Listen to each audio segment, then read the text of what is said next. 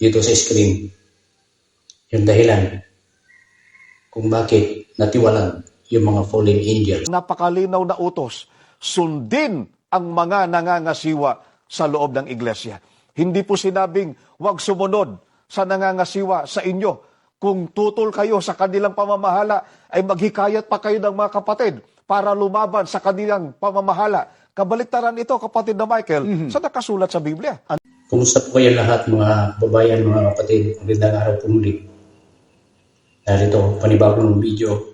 Karugtong po sa video kahapon na patungkol doon sa video na di umano lalaya yung isang fallen angels.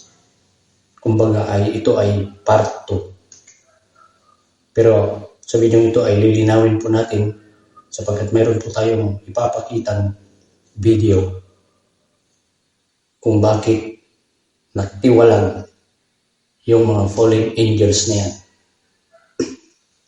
Pero bago yan ay shout out muna kay kapatid na nasaan yun?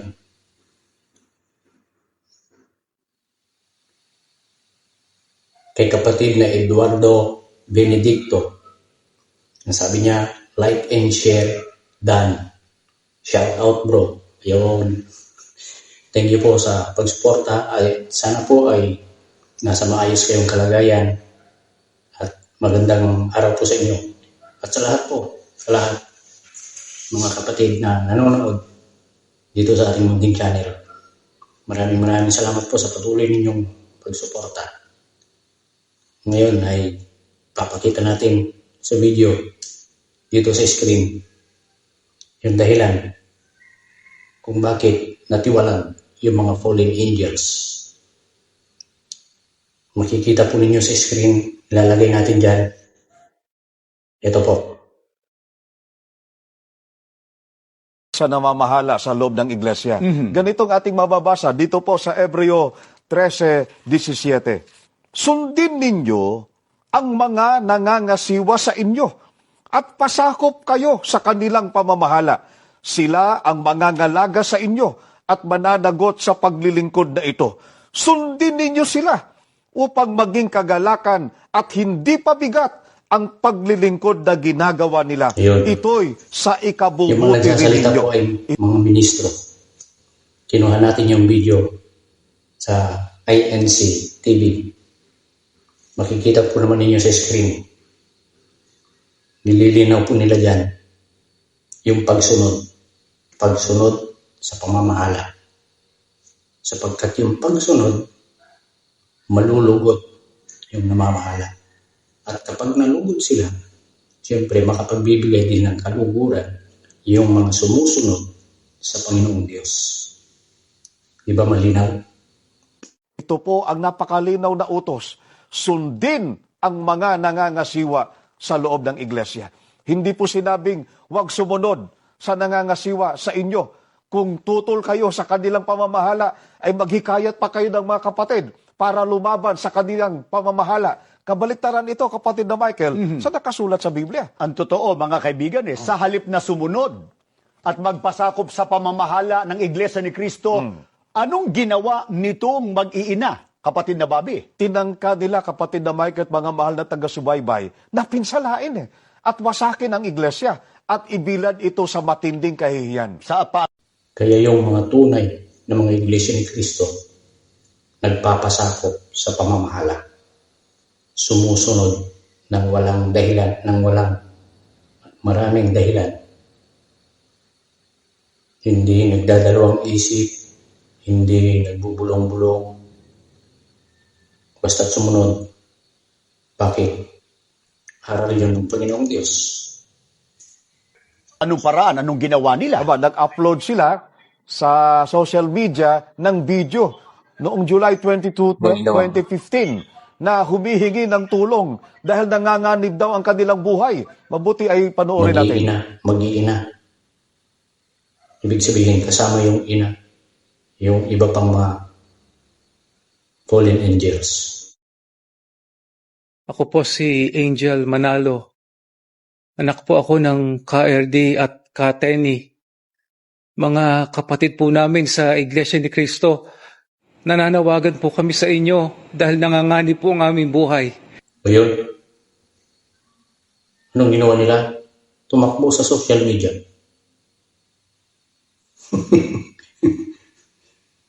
Nakalagay yung petsa. Ulitin nga. Sana'y matulungan niyo po kami.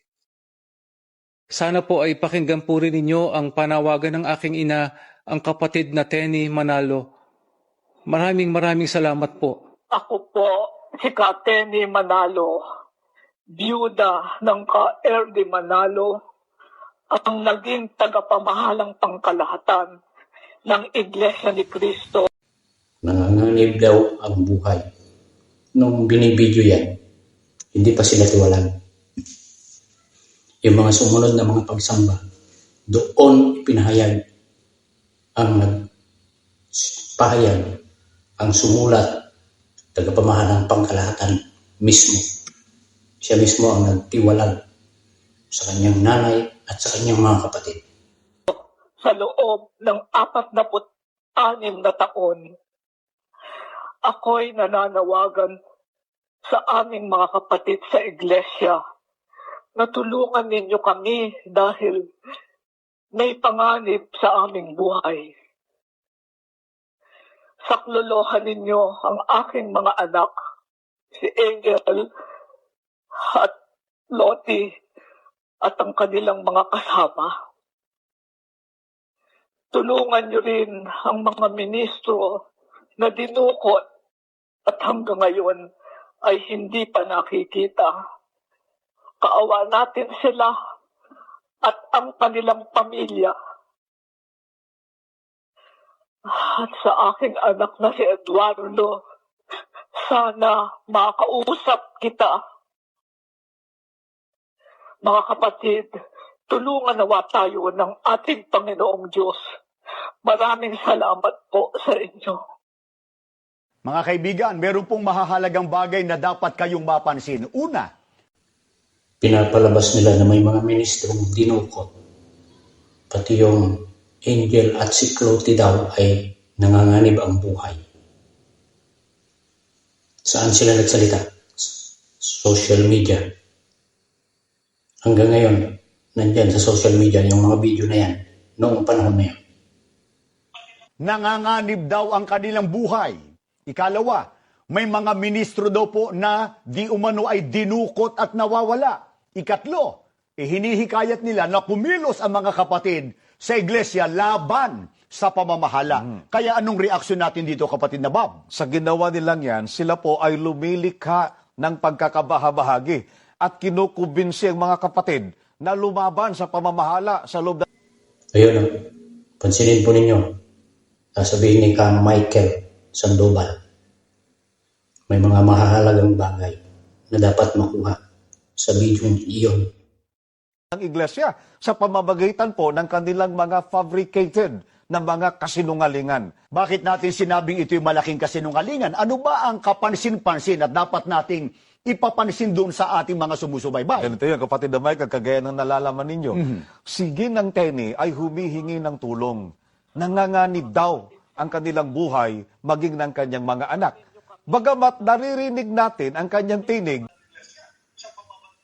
Naghihikayat ng, kumbaga ay parang kawawa sila. Pinapalabas nila na sila ay kawawa. Tapos nakikiusap sa mga kapatid. Eh may mga nakisimpatya. Ayun, tinanggal lahat. ngunit nakikita lamang natin ang larawan niya. At samantalang si Angel, nakikita nating nagsasalita talaga sa kamera. Nakikita natin siya at kung saan siya naroroon. At sa araw ding iyon, mga mahal na taga-subaybay, may ipinapaskil sila sa bintana, nakasulat, tulong, hostage kami. Hostage ba yun eh? Ang ganda-ganda ng makeup niya, kapatid na Bobby. Ang totoo eh, napatunayan mismo doon sa salita ni Angel na nagsisinungaling, hindi ba? Oh, napatunayan, panoorin natin sila. Nakatawag atensyon kasi ang isang papel na ipinaskil sa bintana ng kanilang bahay na nagsasabing na hostage sila. Ayun, may mga pulis sa video. Makailang beses din kinatok ang gate para makausap ang dalawa. Mag-aalas 12 ng madaling araw ng bahagyang sumilip si Angel Manalo at nakausap ng pulisya.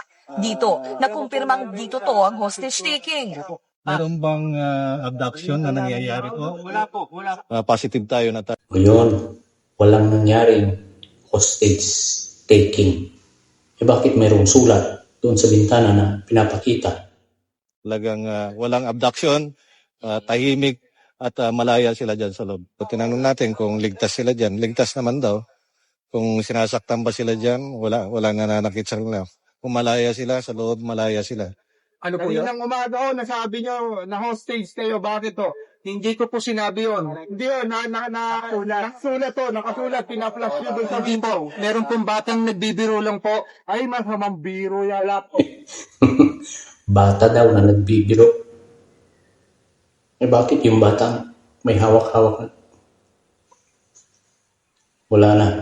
Nasiraan na ng parang sinungaling na siya. Talagang sinungaling na, hindi na parang ginagamit pati bata. Kung wala pong ganon. Ay, masamang biro yala. Biro lang po. Ay, masamang biro yala. Biro lang po. Ay, masamang biro yala. So hindi po kayo sasaktan dyan sa loob? Hindi ko kami sinasaktan. Hindi po. Walang safe po kami di. O, di ba hayag na hayag, batay mismo sa mga reporters na nagsisinungaling si Angel, kaya Yun. Paano yan? Napatunayan na nagsisinungaling yung mga fallen angels na yan. Lahat ng mga nagsimpatya sa kanila. Mga miyembro na nagsimpatya, mga ministro, tiniwalag.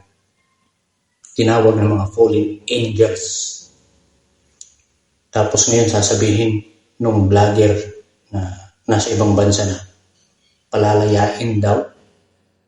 Anong palalayain? Patong-patong ang kaso niyan. Ay, naku po. Sana po naging malinaw po sa inyo yung mga dahilan kung bakit tiniwalag yung mga fallen angels na hanggang ngayon walang balita kung nakabalik na sila. Pero yung si Angel nandun pa rin sa kulungan at yung ibang mga dati na mga ministro nagtago. Hindi ko alam kung nasaan na sila. Natiwalag. Yung iba nasa ibang bansa. Kaya mga kapatid, manindigan po tayo. Huwag tayong padadala sa mga napapanood natin sa social media. Sabi nga sa pagsamba, harapin yung pagsubok at dalhin yung mga gagamiting kalasan. Ano-ano yung mga kalasan? Pananampalataya, pag-asa, salita ng Panginoong Diyos. Tinuro yun sa pagsamba kanina. Kasi maraming ginagamit ang kaaway nating Diablo, si Satanas. Ginagamit niya social media, tao, trabaho, pera, kalusugan. Lahat ginagamit ng Diablo para dayain yung mga totoong iglesia ni Kristo. Manindigan po tayo sa panig ng pamamahala. Yan lamang po. Maraming salamat po. At patuloy kayo sa pagsubay sa ating munting channel.